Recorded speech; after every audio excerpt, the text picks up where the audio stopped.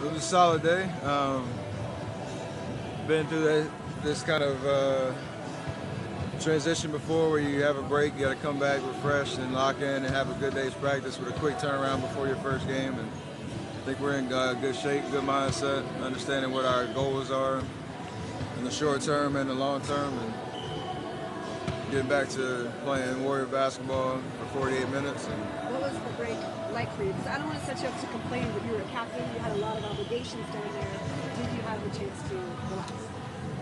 Yeah, I mean, for the most part, it was a fairly low-key weekend. I mean, obviously there are obligations. There's the game and whatnot, but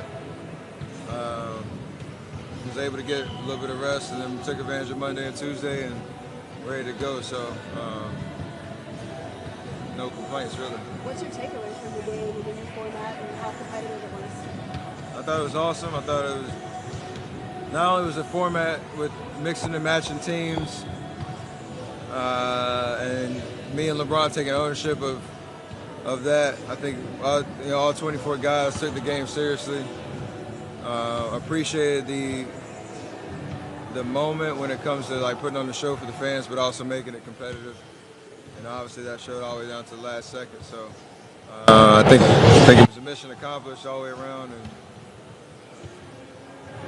hopefully that format will continue to set the tone for making the All-Star game competitive and fun.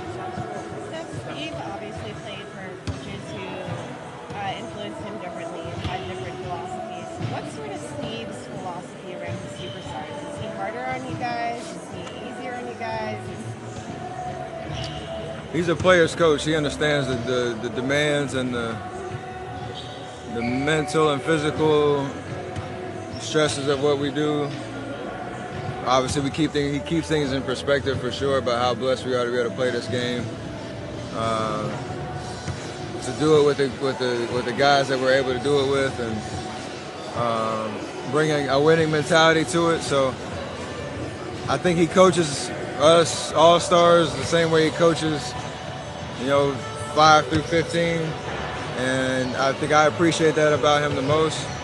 And I've always encouraged him to coach me as if I was a rookie almost. Like, obviously not with how he's pushing in practice and things. You gotta be wary of the physical demands, but just with the expectation of pointing little things out, keeping me accountable for those details, and how I need to perform every single night, whether I'm playing well or not. Like, just to have that kind of expectation that he's gonna coach me like he coaches everybody else. Would he ever call you out on things? For sure. I encourage that. I hope he does, because that, in a way, it obviously challenges me, and he doesn't do it in a disrespectful way or anything where he's embarrassing people, but it's about keeping people accountable. So if it starts at the top and he can coach me the same way he can coach Jordan Bell, that's a healthy environment, because nobody takes things personally. We're all trying to win. We're all trying to do whatever we can to get to that top of the mountain, and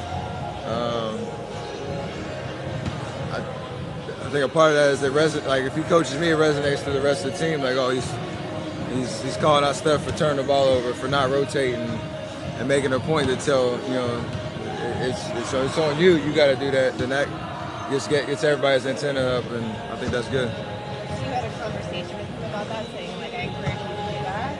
That's how we started. When he first signed on to the team, we had a talk. Can't remember where it was, but before the season even started, and that was something he brought up as part of just setting the culture and identity of, and establish himself as a coach. That his expectation was that I would be able to take that, and that, like I said, that from 1 through 15, he could keep everybody accountable and not have to worry about hurting people's feelings. You guys, how do you see the Clippers as a potential playoff or I have no idea. I mean, they're playing amazing right now. They're 7-3 in their last 10. They got some new pieces with Avery Bradley and Tobias Harris that are helping out, and a new identity, obviously, when we know what Lou Will's been doing all year, and DJ is the anchor. So they're tough. They're playing well right now. Austin Rivers is back healthy. I don't know what that means for a potential playoff matchup, but tonight's going to be a tough game. How have they managed to still thrive with all the circumstances? Losing Torres, and then Blake was injured, and then Six graded them. How do you see them being able to kind of make that work, considering? Lou Williams playing amazing this year. He's taking the responsibility of and is capitalizing on the moment. And they have pieces. I mean, they have guys that are trying to make a name for themselves or like have an opportunity to really take the opportunity and run with it. And I think that's a contagious vibe sometimes when you can shake things up and not have really any expectation going into the season, but you just play hard and good things happen. What's it like having Nick and JaVale together this season? Obviously, they're pretty close and they're pretty funny together. Oh yeah, they go way back, and they egg each other on in most situations, which is fun. I think it's been good for Nick to kind of just feel comfortable here, having somebody he's played with before, who was the new guy last year, so you could kind of understand what that's like. But I'm sure they keep each other locked in and throughout the season, give that feedback. So that's good. And we'll see if any mixtapes or rap albums come out that they say they've been working on. We haven't heard anything yet. You guys limped into the break a little bit. Are you pretty confident that the team will look different, feel different when it comes out tonight? Or are you kind of curious to see how people respond to the rest? I mean, I'm optimistic. I think we have talked about it enough and feel the urgency of the moment. With 25 games left, this isn't something that we can afford to wait another 10 games, another 15 games, another 20 games and try to turn it on. We know we're talented. We know we have the winning mentality. We have the experience, but there are certain details around how we're playing that we need to correct, and tonight's the first opportunity to get back to that. So we want to start off the game right, something the starting lineup hasn't done in a while, so we can accomplish that and then let everything else fall from there. I think we should be in good shape. What's your view of this time of year? Do you take the playoffs in ways? Do you take a long view, like, all right, we got 25 games to get where we want to be? Or do you take a short view, like, game by game? What do you think of this time? I think the idea of having 25 games left really establishes you in a mindset of, the time is now. Lock in. 25 games is not a lot, so energy-wise, we should be able to sustain ourselves through that. And from there, it is game by game because each team that we play presents a different challenge. We need to be able to be the aggressor every single night and not, be on our heels trying to react to what teams are doing. We need to be, the one that's flying around on defense, the one that's trapping when we need to, talk and communicate, and just have a sense of urgency and edge. And that's the game by game kind of way for us to kind of figure out if we're playing at a high level or not. And after that, we should be in a good shape once playoff starts.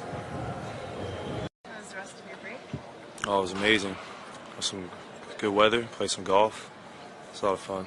How was your golf game coming? I know a couple of years ago you were saying that you don't play with Steph and Andre, but it's a work in progress. I mean, it's far from Steph's level, but it's close to Andre's level, and something I'm going to get immensely better at within the next 5 years.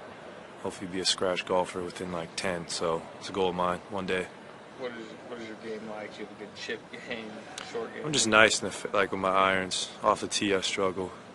Short game's decent. Putting's pretty good, but my irons, I'm pretty solid every time. Is it power off the tee or is it accurate? You can't hit the fairway? I'm just spraying everywhere. It's just the fairways are always elusive to me. How much did you go head-to-head with Durant? Not that many. I mean, a few times. We're gonna play next week, I think. Like a little golf trip when we go down to Atlanta, so that'll be fun. You guys kept tabs on who's winning that so far? Not yet, but I'm probably the last ranked guy, but that's fine. You know, it's cool being the underdog. So a few days off to reflect. Do you feel any rejuvenated mentally or physically? Oh, 100%. I mean, it was a fun weekend in LA, but to get 2 days completely off and do whatever we want, it was like a mini vacation, and it's going to help us immensely for these last 24 games and beyond. So that was very crucial. What do you think of what the Clippers have done since the Blake trade? I mean, they're playing well. They're right there in the playoff hunt when no one really gave them a chance, and they got guys who are, you know, they still got a very talented team. I mean, they got scorers all over the floor, and Lou Williams and Gallinari and Tobias Harris, and Avery's a lockdown defender, and you know, DeAndre's great at the rim, so they still got great pieces, and they can't be overlooked. Is there anything you guys in the team can learn from that last game where Lou went off like he did? Yeah, we got some things up our sleeve for tonight. But he had a phenomenal game. He was too comfortable. He was out there, just looked like he was playing pickup, so we can't let him be as comfortable as he was. With the guys you mentioned, they're like, how do you think they've been able to not just adapt, you know, after Blake was traded, but all the circumstances? Yeah. And then Blake was hurt, and all the various Yeah. Well, I mean, obviously losing Chris Paul and Blake Griffin is a huge blow to any team, but they got guys who've been doing this for a long time in the NBA, you know, 8, 9, 10 plus years, and have had plenty of playoff experience, and you know, who are very talented players. I mean, and they got other guys who might have been written off other places, but you're seeing, you know, a second life. Guys like Montrezl Harrell, his energy's great, and so it will be a challenge for us tonight, and who knows, might be a team we could potentially see in the first round. What would you think of them as a Well, it'd be nice travel-wise. You know, I only got to go an hour south, and hopefully the weather would be great, so I wouldn't be too mad about it. But, I mean, it's still a team you can't overlook. The West has always been stacked, and they got a team who has the talent of a 4 or 5 seed, but so happens to be 8, 9, around there. You guys were struggling a little going into the break. Do you think it's important to come out fast tonight and strong tonight and sort of set a tone? Yep.